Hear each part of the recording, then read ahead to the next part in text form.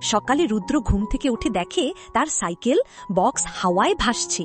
সে চিৎকার করে বলে, এটা কিভাবে হচ্ছে?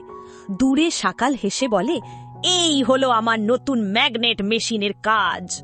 রুদ্র দৌড়ে ছাদে উঠে তার লাল কাপড়ের মাস্ক পরে এবং বলে, সানসিটিকে রক্ষা করতে হবে।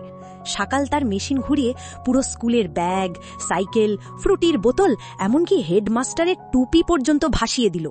রুদ্র তার পকেট থেকে ছোট ফ্যান বের করে চালু করলো। হাওয়ার ঝাপটায় মেশিন কাঁপতে লাগলো। এরপর কি হলো? যদি তুমি আসল রুদ্রা কার্টুন দেখতে ভালোবাসো তাহলে আমাদের নভেক্স চ্যানেলটাকে সাবস্ক্রাইব করে দাও। এরপর সকাল চিৎকার করে বলল, না না না। রুদ্র লাফ দিয়ে মেশিনের সুইচ বন্ধ করে দিল। সব জিনিস মাটিতে নামলো। শিশুরা উল্লাসে চিৎকার করলো, রুদ্র রুদ্র।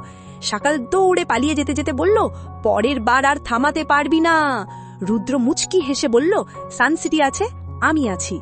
সকালে আবার স্কুল শুরু হলো। রুদ্র নিজের ব্যাগ নিয়ে খেলতে চলে গেল।